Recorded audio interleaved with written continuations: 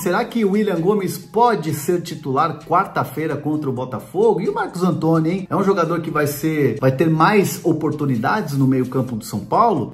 São dúvidas que hoje pairam ali no CT da Barra Funda e óbvio, quem vai ter que escolher vai ser o Zubeldia. Pressão, né? Entre aspas, pressão pro treinador que chega no momento decisivo de Libertadores, a Libertadores da América, que sim é o grande objetivo do São Paulo neste ano de 2024. Eu quero trazer alguns bastidores e elementos para o Zubeldia, que vai ter que escolher, né? Ou do Zubeldia, que vai ter que escolher qual é a melhor formação para esse primeiro jogo contra o Botafogo, hein? Mas antes, se inscrevam no canal, ativem as notificações, compartilhem os vídeos. Todo dia tem informação aqui, tem especiais. Claro, obviamente tem cupom da Centauro para vocês, né? Hernan10, 10% de desconto na compra dos seus produtos da Centauro. Usa lá o nosso cupom e vai na vitrine através do QR Code. Você aproveita as ofertas e ainda ganha desconto com o nosso cupom aqui do canal, o Hernan10, beleza? William Gomes pode ser titular contra o Botafogo? É uma questão muito grande que se faz hoje lá no CT da Barra Funda.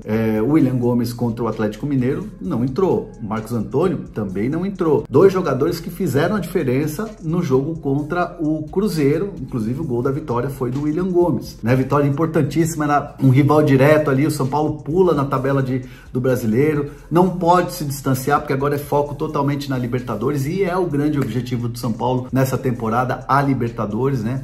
Então esse jogo vai ser muito importante. E o jogo da Copa do Brasil, a eliminação para o Atlético Mineiro, deixou assim algumas lições, né? Principalmente na questão de escolhas do treinador, né? Ficou muito claro no jogo contra o Cruzeiro que não ter usado o Marcos Antônio, não ter usado o jovem William Gomes pode ter sido um erro, né? E eu não tô aqui querendo queimar quem ele escolheu, tá? Porque o Lisieiro defensivamente fez uma partida muito boa, né? É um jogador que o Zubeldia gosta nos treinamentos e tudo mais. Porém, se a gente olhar para a efetividade, para a gente olhar até para a questão de mudança de estilo de jogo, esses jogadores dão essa opção ao Zubeldia. E o Zubeldia optou por não utilizar no jogo contra o Atlético Mineiro. Então o Zubeldia, entre aspas, terá uma pressão, né, para mudar o time ou não e escolher as peças no jogo contra o Botafogo. Eu vi de uma fonte lá do São Paulo, na minha apuração aqui hoje cedo, que o São Paulo jogava sem o Luciano nos jogos da Copa do Brasil, né? Muitas vezes jogava sem o Luciano e com Lucas Moura por dentro. Então, se você de repente coloca o William Gomes, que é um jogador que te quebra linhas, que te dá profundidade, dá velocidade, tem o drible, tem o chute. Ontem ele acertou uma sapatada no ângulo, né? Já tinha feito aquele gol lá da linha do impedimento, que aliás foi uma linha bem esquisita, né? Um ângulo de lado, enfim, esquisito mesmo. Ele já tinha driblado o Cássio e tinha feito gol, personalidade. Então, assim, você colocar o William Gomes como titular, o Lucas Moura naturalmente vai pro meio, onde muita gente enxerga que ele tem rendido mais, né? Então, assim, é uma possibilidade de mudança, mas aí quem tem que bancar é o Zubeldia. Bancar o Luciano no banco e bancar um moleque de 18 anos numa quarta de final de Libertadores. São escolhas difíceis e que o Zubeldia, obviamente, é muito bem pago para isso e é técnico do São Paulo, um time gigante. Então, assim, vai ter que escolher. Ele vai ter que optar ou por manter o time que vem jogando ou por fazer essa mudança. Eu imagino que o Marcos Antônio ganhe mais um olhar assim para um segundo tempo, né? Para uma segunda etapa. Acho que o meio-campo do São Paulo vai ser contra o Botafogo, Luiz Gustavo e Bobadilha, né? Que é o time que vem jogando, é o meio-campo que vem jogando e vem dando certo, principalmente na Libertadores. Então, assim, Zubeldia terá que tomar uma decisão se escala o William Gomes ou se mantém o time que vinha jogando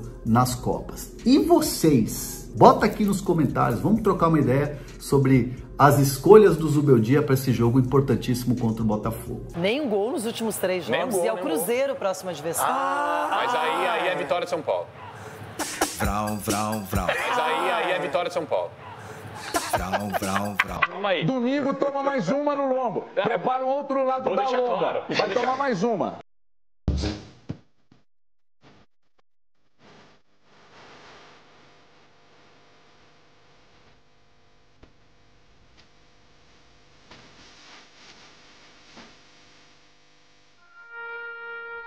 Futebol, seu malvado, um dia você promove, no outro você demove. Everton Guimarães, o Cruzeiro tinha perdido uma em casa, entre aspas, porque vendeu o mando para Cariacica, então foi derrotado pelo Fortaleza. Porém, no Mineirão, apenas a primeira vez no campeonato, foi contra o São Paulo. Uma crueldade do tricolor paulista. Reserva. Sub-20 ali. Então, Renata... Reserva Como é que é, Dê? Sub-20. Mandamos agorizar. Querido, se fosse o tranquilo. se fosse o sub-20, tava bom, porque pra mim era o sub-12, que era uma molecada em campo. E aí, pior de tudo, sabe o que é? Seabra e jogadores, tá? Seabra e jogadores. É que vocês ficaram reagindo o tempo inteiro. O São Paulo foi aí com sub-12 e vocês conseguiram perder pro sub-12 do São Paulo. Quer dizer que a direção coloca mais de 200 milhões para reforçar o time e vocês não conseguem ganhar do sub-12 do São Paulo. Se é o time titular, vá lá, porque o time é bom. Ao sub-12... Vocês estão de brincadeira. Eu sou obrigado a aguentar esse gominho de mexerica aqui, que a bundinha dele parece dois gominhos de mexerica. Fica aqui, ó, zoando, enchendo o saco. Chama o time. Olha, É, encontramos ele aqui meio-dia. A Gabi, bundinha hoje você dele tem parece um direito à gominho de mexerica. revanche. O cara tá falando da minha bunda aqui. Não, só pra entender o que tá acontecendo. É que todo mundo já conhece. Mas enfim. Não caia na pilha, você venceu em Minas. Você subiu na tabela. Você acha? O Everton quietinho hoje aqui, não fala nada aqui hoje, pelo amor de Deus. Rê, mas bora falar de um cara começar, o William Gomes, que é uma jovem promessa de São Paulo, talvez o mais promissor dessa última Que você tinha safra pedido do pra tricolor. vender um dia desse. Beleza. Nunca pedi pra vender o William Gomes, Beleza. nunca. Mas é um cara que pra mim tem que ser titular quarta-feira contra o Botafogo. Calma, pai. Titular. Olha. Irmão, o São Paulo joga muito melhor quando tem um jogador com a característica de drible, de ser mais vertical, de velocidade nas pontas. Depois que perdeu o Ferreirinha, é uma dificuldade gigantesca de achar esse cara e de montar um esquema. Tem o William Gomes, que já em mais um jogo como titular, jogando no Mineirão lotado, contra um bom Cruzeiro, não sentiu pressão. Pra mim tem que ser titular. O São Paulo joga muito melhor com esses dois caras na ponta.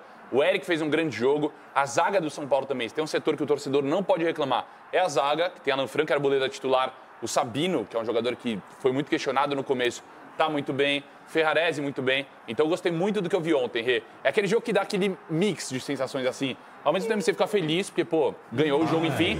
Mas você fica triste também, incomodado, porque, putz, era só ter entrado com essa postura contra o Galo também durante a semana. E Dedê, além de tudo, teve gol anulado do William Gomes, que já poderia ter aberto o placar. E o Cruzeiro sempre esperando o São Paulo ditando o ritmo da partida. Não, que anularam um gol também, a imagem, pai. Meu Deus. E o Cássio já tinha ido, né? Como é que os caras traçaram a linha ali, a imagem pra traçar? Chegou na frente. Meu Deus do céu, hein? Foi o Magela. Essa arbitragem, esse VAR aí tá dando um susto na gente. Foi o Magela que traçou a linha.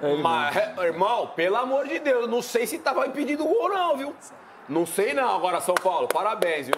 Foi muito bem o São Paulo. Parabéns, de verdade. Um jogo tranquilo. Não sofreu. Jogaram bem. Porque depois de uma eliminação do jeito que foi, sem jogar nada com o time titular, você vem de uma derrota de novo, você cria uma situação dentro do clube completamente, cara, arrebenta com o ambiente de trabalho. Então foi importante essa vitória aí. Parabéns, viu? Parabéns, viu? Torcedor do Galo. Chico, não sei se vou falar depois, me empolguei, mas olha só, claro que o resultado mais expressivo da rodada foi o Palmeiras, a goleada de 5-0 no Criciúma, o Botafogo mostrando que é líder e não por acaso, vimos o Juventude conseguir uma reação em 2 minutos para cima do Fluminense, mas o São Paulo, pensando nitidamente em Libertadores, com um time reserva, em pleno Mineirão, com tanta gente, tanta torcida do Cruzeiro, e ganhar o jogo e dominar, talvez tenha sido o resultado que mais chamou a atenção na rodada. Até por todo esse contexto, né? Você escala um time que nunca jogou junto, com estreias, né? A estreia do Juan na defesa, o próprio Santi ali no meio de campo, um time que nunca tinha jogado junto, fora de casa, contra o Cruzeiro, inimigo direto, os dois começaram o jogo com a mesma pontuação. Agora, tem o lado do Cruzeiro, que o Everton já falou, e aí só uma sublinhada, não sou o Capelanes, mas só uma sublinhadinha, o Cruzeiro irreconhecível, marcando a distância, cercando, na verdade, né, não dando combate. E aí o São Paulo entrou no jogo, fez o que tinha que fazer, méritos para o São Paulo, mas eu concordo com o Juvena, você não trata os desiguais de forma igual. Esse William Gomes já mostrou que ele é diferente. Se o Abel Ferreira pensasse isso sobre o Estevão, ele não estava jogando. Eu não estou comparando jogadores, estou comparando a importância deles para o time com a idade precoce. O William Gomes precisa jogar, até pela característica do jogo. O Botafogo, ele ataca o espaço e ele cede espaço. A zaga do Botafogo joga lá, ó. Bastos e Barbosa lá na frente. O William Gomes atacando ali, é assim que o São Paulo precisa jogar. Esse menino precisa jogar quarta-feira. Capelanes, fora o lucro, não é? Você está pensando em Libertadores, ganha 3 pontos fora no Campeonato Brasileiro e ainda descansa os principais titulares. Sem dúvida, mas eu achei um assalto ontem. Eu achei um absurdo, tá? Pra mim foi uma das piores arbitragens do futebol brasileiro, tô falando sério aqui. Eu fiquei indignado ontem assistindo ao jogo, transmitindo ao jogo, porque assim, o resultado, vitória do São Paulo, apaga muita coisa. O que a arbitragem fez ontem contra o São Paulo, eu achei assim, um absurdo, o absurdo dos absurdos. Primeiro, o que o Dedê falou. Essa linha traçada não me convenceu. Durante a transmissão mostraram uma imagem de lado. Aí eu falei, peraí, tem que mostrar a imagem de frente. Você tem 30 câmeras durante uma transmissão, um jogo televisionado. Os caras traçaram Vocês com a imagem de trás. uma linha torta. O que é aquilo? Isso é uma vergonha. Outra coisa, Zé Ivaldo, um dos zagueiros mais violentos do futebol brasileiro.